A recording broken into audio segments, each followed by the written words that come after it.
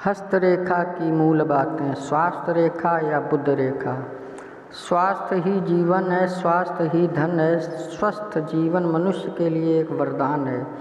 जीवन का स्वस्थ होना खान पान के अतिरिक्त शरीर के निर्माण पर भी निर्भर करता है। किसी व्यक्ति का शरीर जन्मजात स्वस्थ रहेगा या स्वस्थ, इसका ज्ञान इस रेखा द्वारा किया जाता है। इसके द्वारा स्वास्थ्य का ज्ञान प्राप्त कर व्यक्ति अपना समुचित प्रबंध कर सकता है। आमतौर पर स्वस्थ व्यक्ति ही सफलता की ओर अग्रसर होते देखे गए हैं। कहावत है कि स्वास्थ्य ही सफलता की कुंजी है। स्वस्थ व्यक्ति जीवन का सुख, ऐश्वर्य, यहाँ तक कि धन का ठीक ढंग से इस्तेमाल कर सकता है। बीमार या किसी प्रकार का रोगी अपनी अपार संपदा को भी अपने विभिन्न रोगों की भेंट चढ़ा देता है। अब सवाल यह उठता है कि पहले किसका महत्व है, स्वास्थ्य का या जीवन का? इसका उत्तर है कि पहले जीवन का महत्व है और उसके बाद स्वास्थ्य का। जीवन रेखा के बाद ही स्वास्थ्य रेखा का अध्ययन अत्यंत आवश्यक है। स्वास्थ्य का पूरा प्रभाव उसके सभी कार्यों पर पड़ता है। व्यक्ति जीवन में सभी सफल हो सकता है जब उसका स्वास्थ्य उसका साथ दे। स्वास्थ्य रेखा का उदय हथेली में कहीं से भी हो सकता है, पर इसकी समाप्ति बुद्ध पर्वत पर आकर ही होती है। कई बार स्वास्थ्य रेखा बुद्ध पर्वत तक नहीं पहुंच पाती। ऐसी दशा में इस बात का ध्यान रखना चाहिए कि जिस रेखा का उद्गम हथेली के नीचे के भाग से हो और जो बुद्ध पर्वत पर पहुंचती हो, वह स्वास्थ्य रेखा कहलाने की अधिकारी है। ऐसी रेखा कई बार मस्तिष्क रेखा के पास तो कई बार हृदय रेखा के पास ही आकर रुक जाती है, पर इसका झुकाव बुद्ध पर्वत की ओर अधिक होता है। ऐसी रेखा को ही स्वास्थ्य रेखा समझना चाहिए। यह रेखा हथेली में शुक्र पर्वत से, जीवन रेखा से, हृदय रेखा से, मणिबंध से, चंद्र पर्वत से या भाग्य रेखा से भी प्रारंभ होते देखी गई है, परंतु सभी रेखाओं का झुकाव बुद्ध पर्वत की ओर होता है। इस रेखा का अध्ययन करते समय यह जान लेना चाहिए कि यह रेखा जितनी अधिक स्पष्ट और गहरी होगी उतनी ही उत्तम होगी कही जाएगी। यदि स्वास्थ्य रेखा जीवन रेखा में मिल जाए तो ऐसे व्यक्ति का जीवन उत्कर्षशील होता है। यदि स्वास्थ्य व जीवन रेखाएं समान लंबी हों और आपस में मिल जाएं तो इन रेखाओं के मिलने का वह काल उस व्यक्ति की मृत्यु का काल होगा। ऐसे व्यक्ति का स्वास्थ्य उत्तम कोटि का होगा और शरीर सुगठित और प्रभावशाली बना रहेगा। इसके विपरीत यदि स्वास्थ्य रेखा कटी फटी, लहरदार या श्रृंखलादार होगी तो व्यक्ति उतना ही अस्वस्थ होगा। स्वास्थ्य रेखा ये बुद्ध रेखा भी कहलाती है, जिसका संबंध मस्तिष्क व स्नायु से है। इस रेखा की बनावट व बदलाव व्यक्ति के भावी स्वास्थ्य का संकेत देते हैं। जब व्यक्ति अस्वस्थ होता है और शरीर में कमजोरी आ जाती है तो यह रेखा भी गहरी हो जाती है। इसके विपरीत व्यक्ति का स्वास्थ्य ठीक रहता है और शरीर पुष्ट रहता है तो यह रेखा नदारत हो जाती है। कई व्यक्तियों के हाथों में स्वास्थ्य रेखा का अभाव दिखाई देता है। इस रेखा का अभाव एक शुभ चिन्ह है। जिन व्यक्तियों के हाथों में स्वास्थ्य रेखा नहीं होती है वे सबल, स्वस्थ एवं आकर्षक जिंदगी जीने वाले होते हैं। दूसरे की अपेक्षा ऐसे व्यक्ति अधिक क्रियाशील, परिश्रमी तथा पुरुषार्थी होते हैं। चौड़ी और सुंदर रेखा गिरे हुए स्वास्थ्य और शक्ति की प्रतीक होती है। यदि स्वास्थ्य रेखा श्रृंखलित हो तो ऐसा व्यक्ति अमाशय रोग से पीड़ित रहता है। उसका स्नायु संस्थान दुर्बल होता है। लहरदार स्वास्थ्य रेखा व्यक्ति की यकृत बीमारी को प्रदर्शित करती है। पीलिया रोग से वे कई बार ग्रसित होते हैं। यदि स्वास्थ्य रेखा टुकड़ों के रूप में हो तो व्यक्ति जीवन भर अमाशय संबंधी रोगों से पीड़ित रहता है। स्वास्थ्य रेखा पर बिंदु हो तो जातक की अस्वस्थता प्रकट करते हैं। यदि स्वास्थ्य रेखा पर अवरोधक रेखाएं काटती हों तो व्यक्ति जीवन भर बीमार रहता है। स्वास्थ्य रेखा जितनी अधिक लंबी और निर्दोष होती है वह उतनी ही अधिक शुभ फलदायी होती है। इस रेखा का उद्गम स्थल मणिबंध है।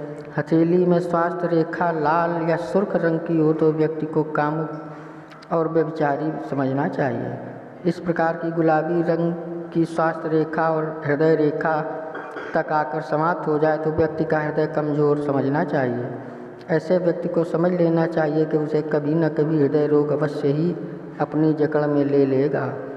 बुद्ध रेखा में से छोटी छोटी रेखाएं निकलकर ऊपर की ओर बढ़ रही हों तो व्यक्ति उत्तम स्वास्थ्य वाला तथा निरोगी होता है, परंतु यदि इस प्रकार की सहायक रेखाएं नीचे की ओर जा रही हों तो अशुभ स्वस्थ स्वास्थ्य की परिचायक होती हैं। यदि बुद्ध रेखा में चंद्र रेखा आकर मिल रही हो तो व्यक्ति कवि या वक्ता होता है। यदि स्वास्थ्य रेखा हृदय रेखा को काट रही हो तो व्यक्ति मिर्गी की बीमारी से ग्रस्त रहता है। यदि स्वास्थ्य रेखा पीले रंग की हो तो व्यक्ति के शरीर में रक्त की कमी रहती है। लहरदार स्वास्थ्य रेखा व्यक्ति की पेट संबंधी बीमारियों को अधिक स्पष्ट करती है। ऐसी लहरदार स्वास्थ्य रेखा भाग्य रेखा को छुए तो भाग्य में कमी की ओर संकेत करती है। मस्तिष्क रेखा को छुए तो मस्तिष्क को विकृत बनाती है तथा सूर्य रेखा को छुए तो पद प्रतिष्ठा में भयंकर अवरोध उपस्थित करती है। शुक्र क्षेत्र पर ऐसी रेखा की उपस्थिति प्रेम में असफलता को व्यक्त करती है। स्वास्थ्य रेखा का रंग गुलाबी हो तथा इसके आसपास कई छोटी छोटी सहायक रेखाएं हो तो व्यक्ति रक्त संबंधी बीमारियों से ग्रस्त रहता है। स्वास्थ्य रेखा कहीं पर चमकदार तथा कहीं पर हल्की हो तो व्यक्ति जीवन भर रोगी रहता है। साथ ही आयु के उस भाग में जहाँ स्वास्थ्य रेखा टूटी हुई हो तो उसे कष्ट उठाना पड़ता है। स्वास्थ्य रेखा पीली हो तो व्यक्ति कफ प्रकृति प्रधान होता है। स्वास्थ्य रेखा मस्तिष्क रेखा से मिलकर त्रिकोण बनाती हो तो व्यक्ति का मस्तिष्क उर्वर होता है। स्वास्थ्य रेखा जंजीरदार हो तो व्यक्ति किसी लंबी बीमारी से ग्रस्त रहता है। स्वास्थ्य रेखा के मार्ग में राहु क्षेत्र पर द्वीप का चिन्ह हो तो ऐसा व्यक्ति तपेदिक से पीड़ित रहता है। मस्तिष्क रेखा पर द्वीप का चिन्ह हो तो व्यक्ति मस्तिष्क संबंधी बीमारी से ग्रस्त रहता है। अर्थात हथेली में स्वास्थ्य रेखा को छूते हुए जहाँ भी द्वीप का चिन्ह होगा वह उस रेखा तथा उस पर्वत के प्रभाव को धूमिल कर देगा। स्वास्थ्य रेखा यदि अत्यधिक गहरी हो तो व्यक्ति गंभीर गुप्त रोग से पीड़ित रहता है। बुध रेखा पर यदि तारा हो तो व्यक्ति को पारिवारिक सुख का अभाव रहता है। यदि बुध रेखा तथा प्रणय रेखा का मेल हो जाए तो व्यक्ति की पत्नी उम्र भर रुग्ण रहती है। यदि बुध रेखा का अंत किसी तारे से होता है तो व्यक्ति को जीवन में सफलता अवश्य मिलती है। यदि स्वास्थ्य रेखा दोहरी हो तो व्यक्ति के भाग्य को बढ़ाने वाली होती है।